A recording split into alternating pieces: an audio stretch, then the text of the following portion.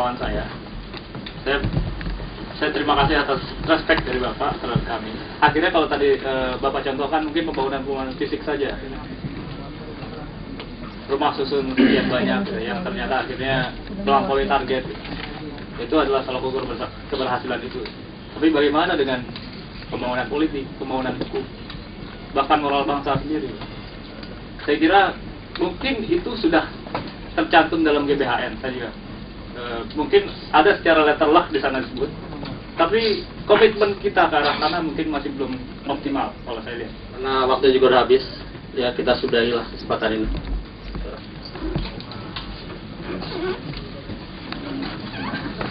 Sebelum disimpulkan, mohon maaf saya izin Pak Pimpinan.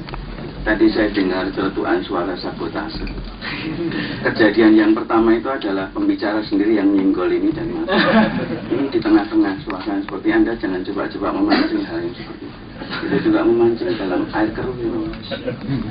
Jadi seperti orang lihat sepak bola itu bisa gagah. Wah, maksudnya goblok, nggak bisa nendang. Waktu turun ikut main bola ternyata sulit nendangnya. Terima kasih. Salah anak muda, Pak. Ya, pada akhirnya saya juga merasa cukup berbesar hati bisa berdialog dengan Bapak. Saya ucapkan terima kasih kepada wakil-wakil kami dari Majelis Permusyawaratan Rakyat, khususnya fraksi ABRI yang telah berani menerima kami. Nah, kabarnya ada yang berani itu. Ini bercanda juga, Pak.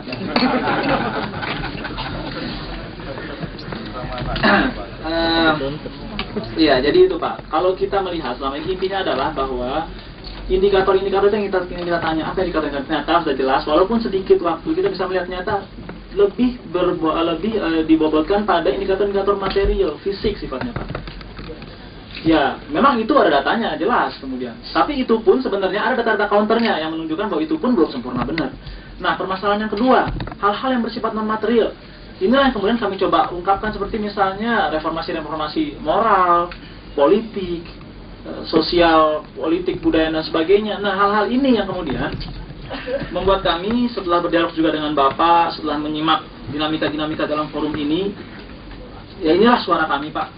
Kayak mahasiswa kami, dengan data yang kami punya dan sebagainya itu, walaupun kami juga paham, kami bukan untuk dalam struktur, tapi izinkanlah kami menyuarakan hati nurani kami sendiri, baik sebagai bagian dari masyarakat, bahwa kami secara hati nurani menolak apologi-apologi.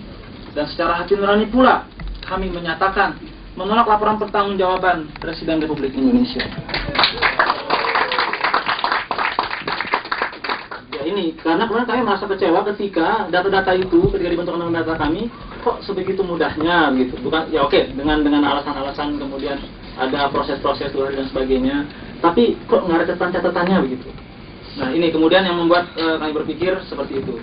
Tapi tetap dengan kedewasaan dan nilai-nilai objektif dan ilmiah yang kami punyai, tanpa ada kepentingan-kepentingan yang ingin kami bawa. Kami tidak peduli siapa yang nanti akan menjadi pendataris MPR nanti. Kami akan tetap konsisten memperjuangkan ini. Kami akan tetap konsisten memberikan tawaran-tawaran agenda-agenda reformasi kami, siapapun presiden atau pendataris MPR yang dihasilkan oleh lembaga tertinggi yang kami berusaha untuk hormati ini.